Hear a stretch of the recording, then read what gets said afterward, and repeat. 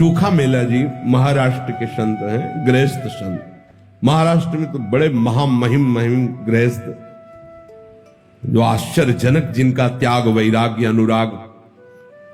वो अपने घर की सेवा के लिए, ठाकुर जी के लिए सब्जी लेने जा रहे थे।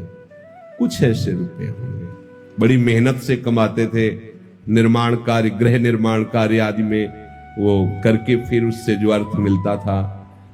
देखा एक बहुत बड़े बड़े ऐसे केले रखे हुए थे। देखते ही मन में आया कि ये केले विठ्ठल भगवान को बहुत अच्छे लगेंगे। सब्जी नहीं ली, उसके केले ले लिए। मंदिर में अंदर प्रवेश का तो अधिकार था नहीं। दरवाजे पर खड़े हुए आवाज लगाई कि एक केले का भोग लगा दीजिए विठ्ठल भगवान को। भगवान की बड़ी विचित्र लीला होती है। कुछ पार्षदों ने, निजी सेवकों ने उनको धक्का मार करके बाहर किया।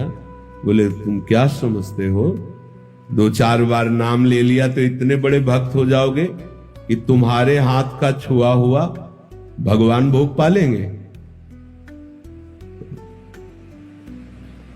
उनको ऐसा कुछ इस बात से बुरा नहीं लगा कि ऐसा। एकांत में जाके प्रभु से बात करने लगे कि मेरा अपमान हुआ है, इस बात का मुझे कोई दुख नहीं, लेकिन आपने ऐसा क्यों किया।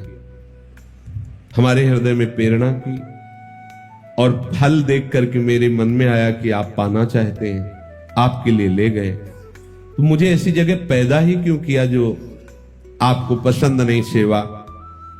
आप तो सब कुछ कर सकते थे ना, फिर आप चलो, फिर आपने चाह क्यों प्रकट की।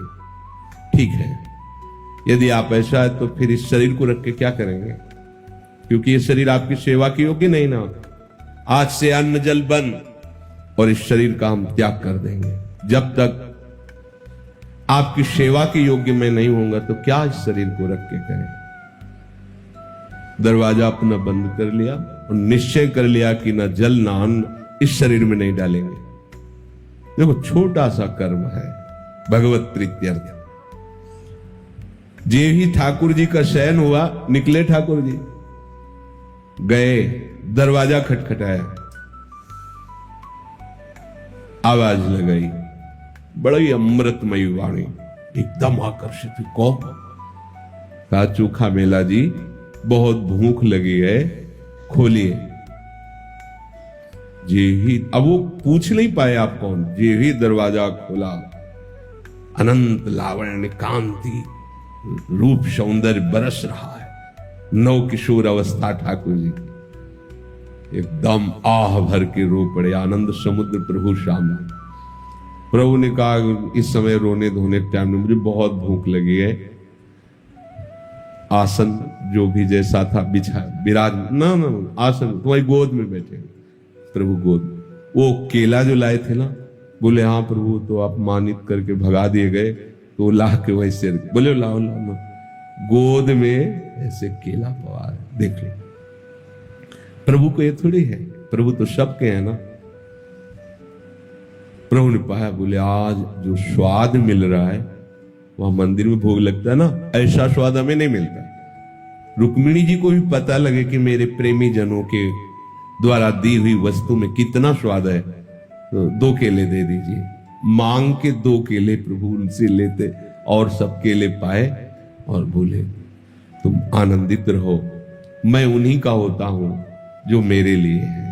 मैं किसी जाति, कुल, साधना, अवस्था, तपस्या इसका नहीं होता हूं, इसका फल होता है, लेकिन जो केवल मेरे लिए है मैं उनका होता हूं। रुक्मिणी जी को पवाया, आंगन में छिलके फेंक दिए। अंदर से दरवाजा बंद मंदिर का। अब जब सुबह दर्शनकालीन शास्त्रों भक्तों की भीड़ लगी, जय जयकार मच रहा है।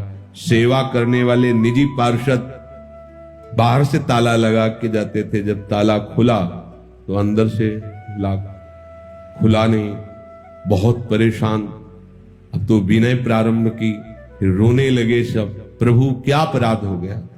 बोले जब ये दरवाजा तभी खुलेगा जब चोखा मेला जी को आप लाओगे और वो कहेंगे दरवाजा खोलो तो हम खोलेंगे।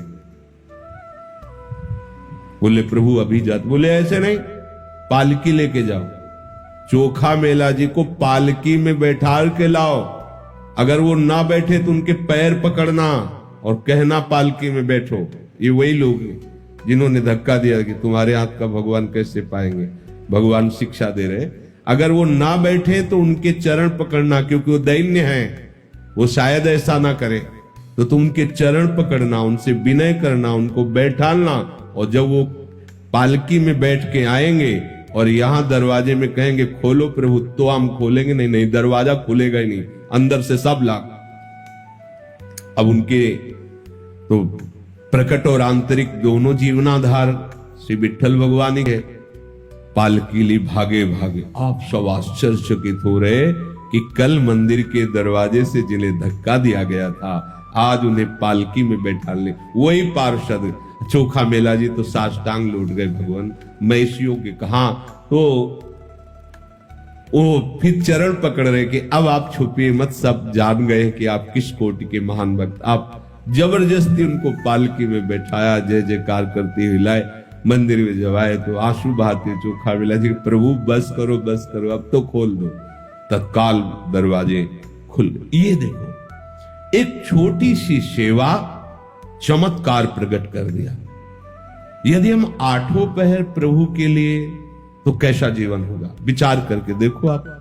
अगर आपको यह वीडियो पसंद आई हो तो इस वीडियो को लाइक करें और मेरे चैनल को सब्सक्राइब करें। आगे आने वाले समय में ऐसी ही और भी वीडियोस में अपलोड करूंगा। अपना कीमती समय देने के लिए